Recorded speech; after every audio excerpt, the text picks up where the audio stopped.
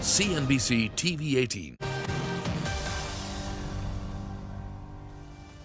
Hello and welcome to News Center. With me, Parikshit Luthra. The Competition Commission of India's latest orders imposing a close to 2,500 crore penalty on Google could have long-term implications for big tech companies in India.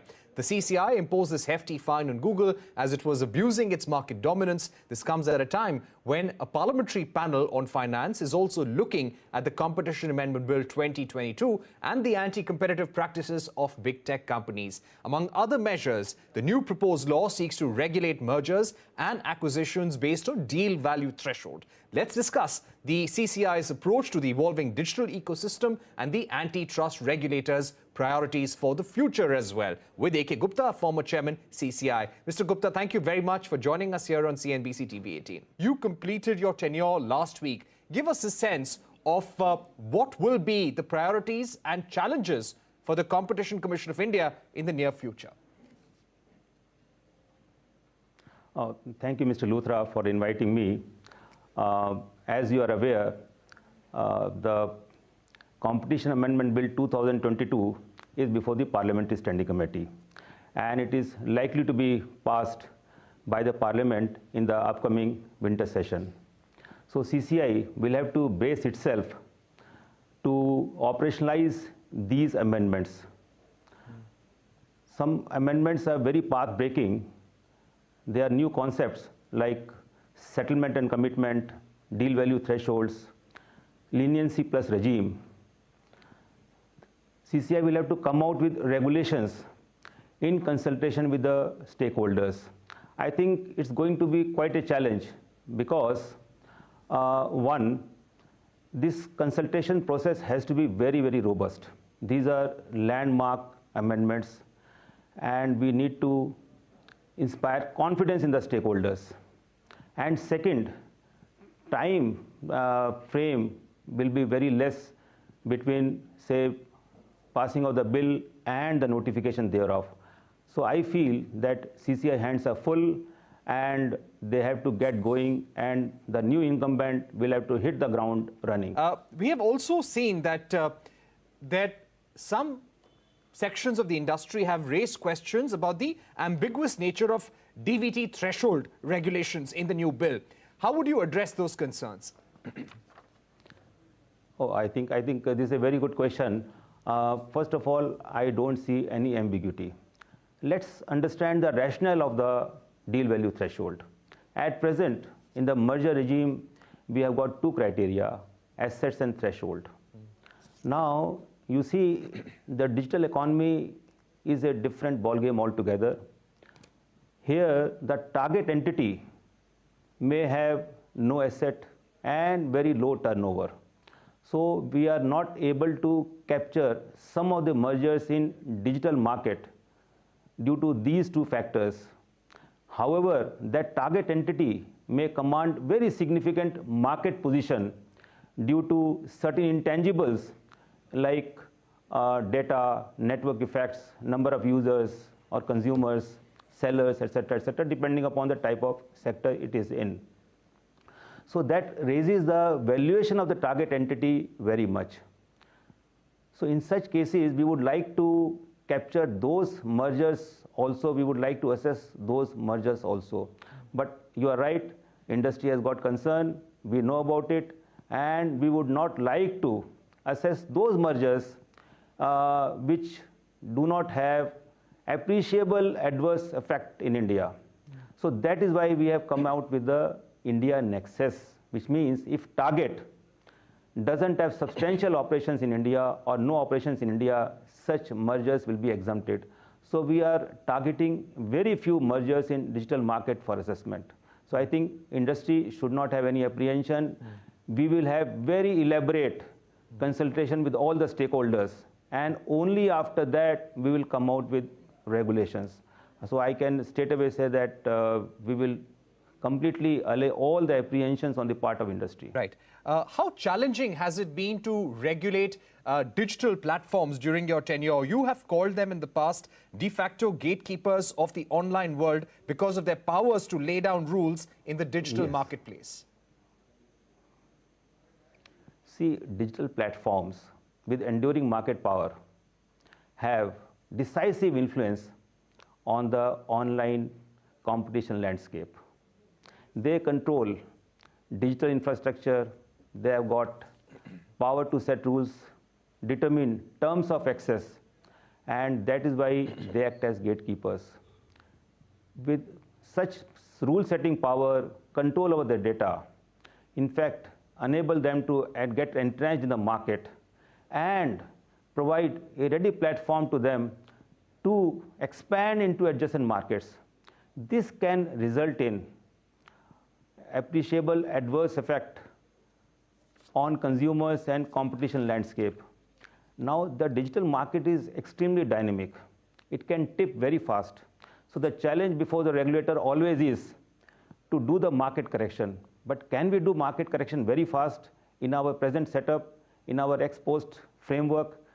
That is the thing which we have to all consider. Right. Recently, there were 2 orders against Google, Mr. Gupta, and the total penalties amount to almost 2,500 crores. Now, Google has said that this decision is a major setback for Indian consumers and businesses, opens security risks for Indians, and raises the cost of mobile devices for Indian nationals as well. So, how would you justify this order, and why was this important in the current ecosystem? See, I think you must understand one thing. I think our viewers, that the job of the Competition Commission of India is to keep the landscape competitive so that innovations can take place and consumers are benefited. Both our orders are opening the ecosystem. First order on Android will open the mobile ecosystem to the competing apps of Google.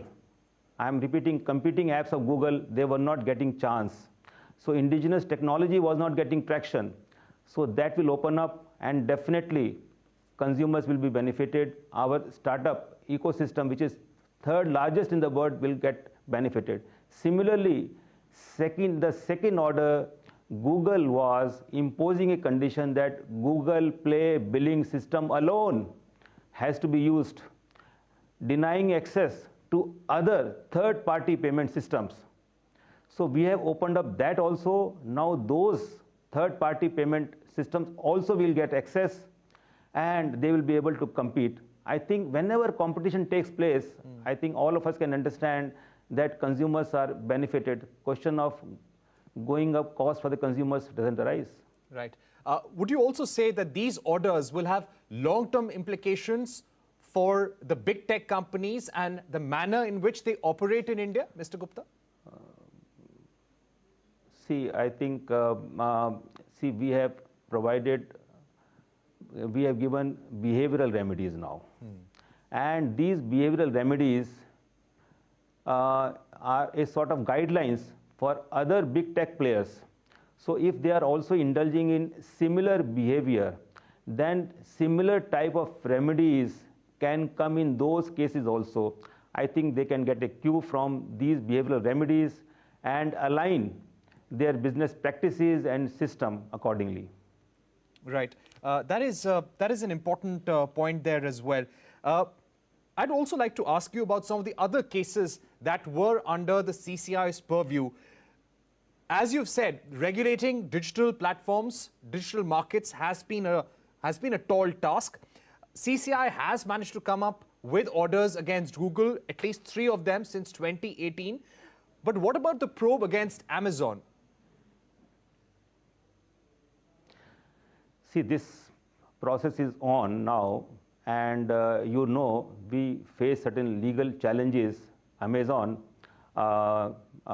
contested the order, or rather filed the appeal against our investigation in the single bench. Then it went to the double bench of the High Court, and then it went to the Supreme Court. So the entire exercise took quite some time, but now all the decks have been cleared, matter is under investigation, and we should be able to come out with the investigation report. DG should be able to come out with the investigation report fast, and we should be able to go ahead correcting the market.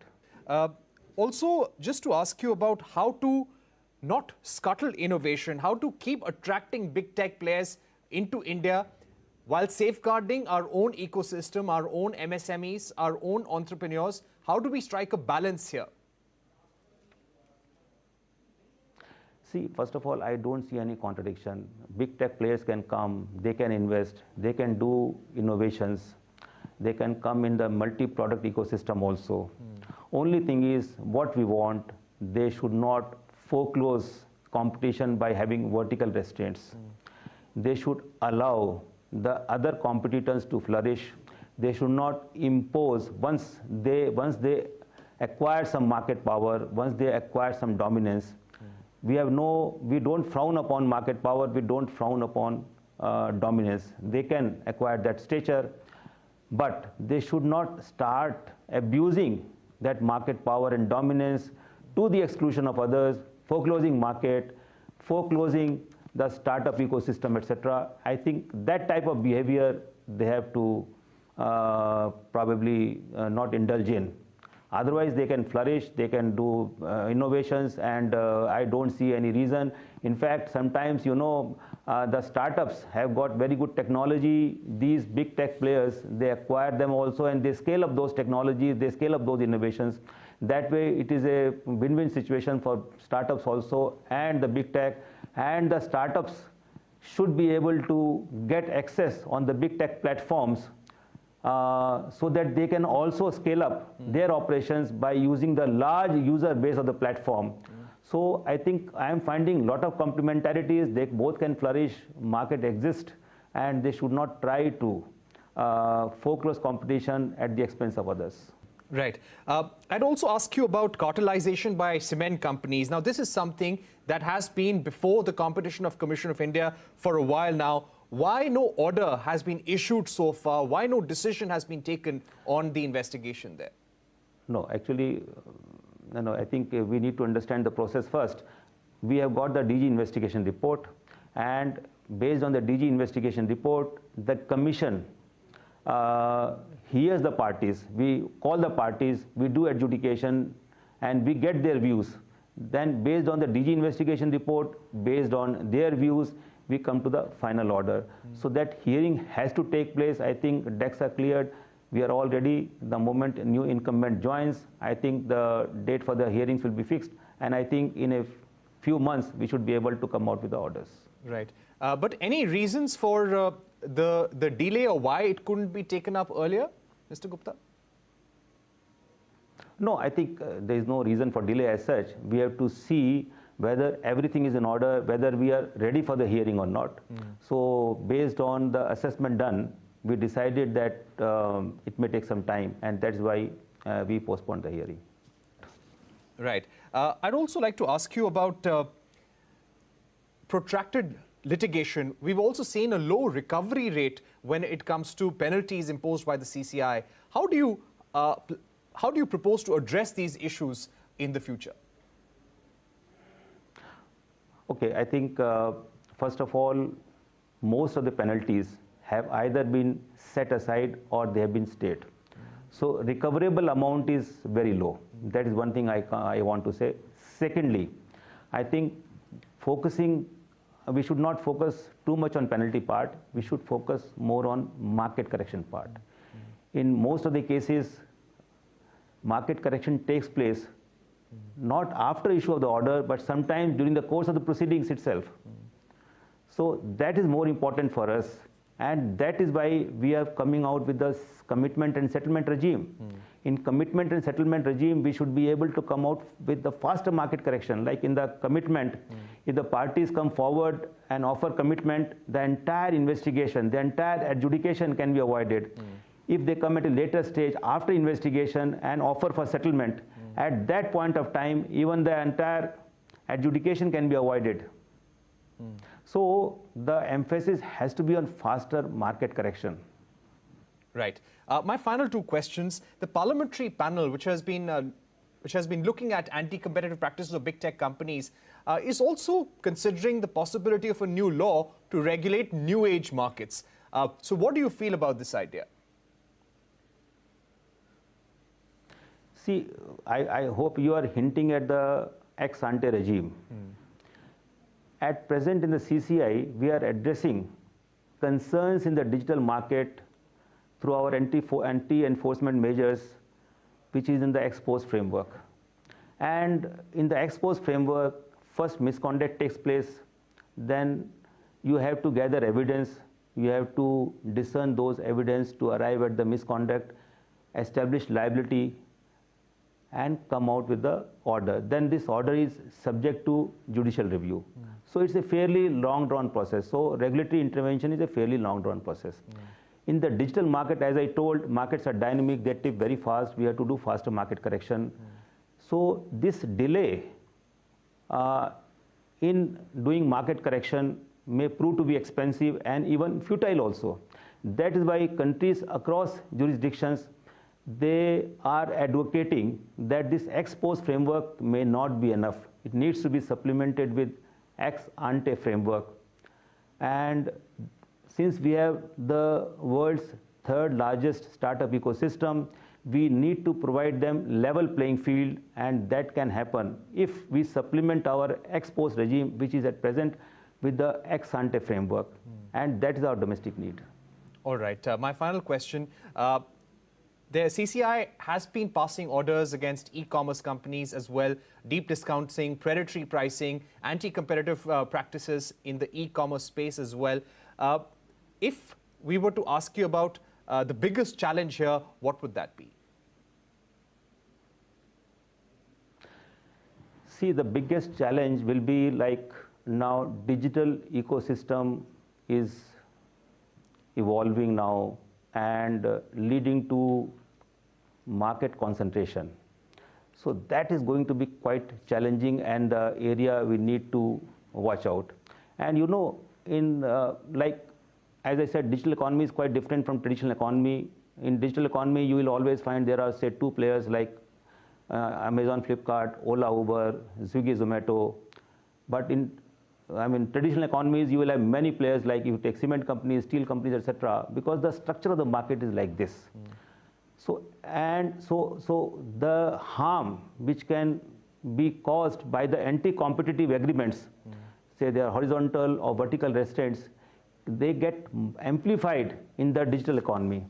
So we need to come out with a good framework to address competition concerns and do market correction very fast. This is going to be the biggest challenge. Right. Mr. Gupta, thank you very much for joining us here on CNBC TV18, telling us about some of the priorities that you had during your tenure and some of the priorities and challenges for the CCI in future as well. Thanks once again for being with us here on CNBC TV18.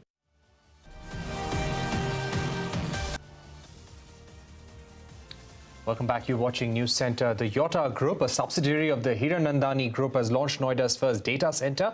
I caught up with Niranjan Hiranandani, MD of the Hiranandani Group, to ask him about the capital required for these data centers and the plans to scale up as well. Take a look. The first data center building is about 1,500 crores of rupees of investment.